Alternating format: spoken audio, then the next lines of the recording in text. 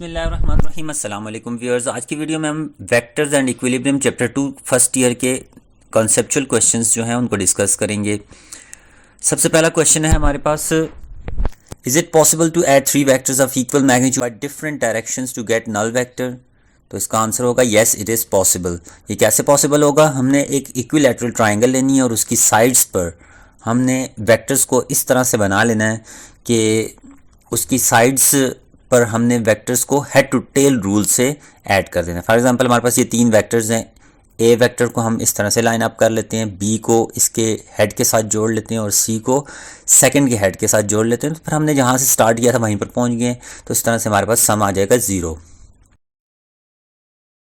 Viewers question 2 है कि अगर हमारे पास तीन वेक्टर्स हैं 2 मीटर, 3 मीटर और 5 मीटर का, तो क्या हम इनको प्लस करके 0 हासिल कर सकते हैं? तो आंसर हमारे पास है अगेन यस, हम इन तीन वेक्टर्स को ऐड करके 0 हासिल कर सकते हैं। तो ये काम करने के लिए हम सबसे पहले क्या करेंगे, हम ये करेंगे कि ये जो 5 मीटर वाला वेक्टर है इसको हम पॉजिटिव एक्स एक्सिस की तरफ कंसिडर कर लेते हैं, और ये जो 2 मीटर और 3 मीटर वाला है इसकी डायरेक्शन को हम नेगेटिव एक्स एक्सिस की तरफ जो है वो एज्यूम कर लेते हैं, जैसा कि मैंने यहाँ पर बता दिया है।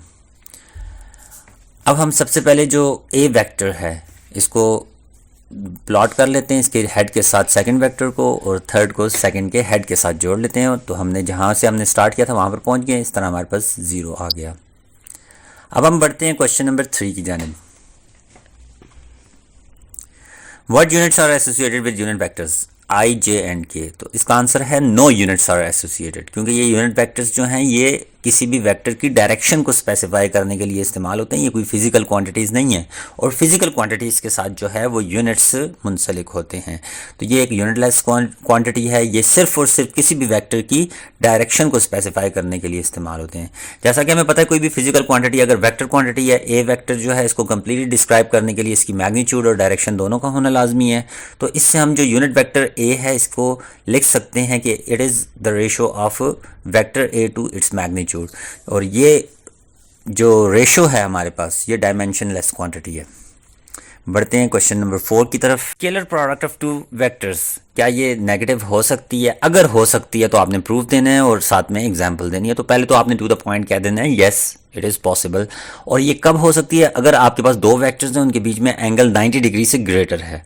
फॉर एग्जांपल एक स्पेशल केस में ले लेता हूँ थीटा, अगर मैं 180 डिग्री रख लेता हूँ तो मेरे पास dot product A B cos of 180 degree आ जाएगी, और 180 का मतलब -1 है और नेगेटिव ए बी आ जाएगी, और ये हमारे पास मैक्सिमम वैल्यू आ जाएगी, मैक्सिमम नेगेटिव वैल्यू आ जाएगी।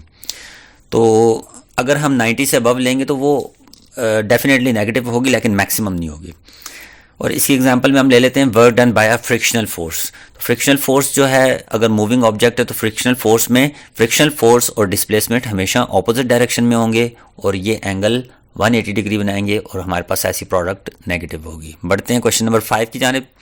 अगर ए और बी नॉन जीरो वेक्टर्स हैं तो इनका स्केलर प्रोडक्ट 0 कब होगा और इनका वेक्टर प्रोडक्ट कब 0 होगा? तो सबसे पहले हम सपोज कर लेते हैं ए और बी हमारे पास दो वेक्टर्स हैं, और ये दोनों आपस में जो एंगल बना रहे हैं वो थीटा एंगल है।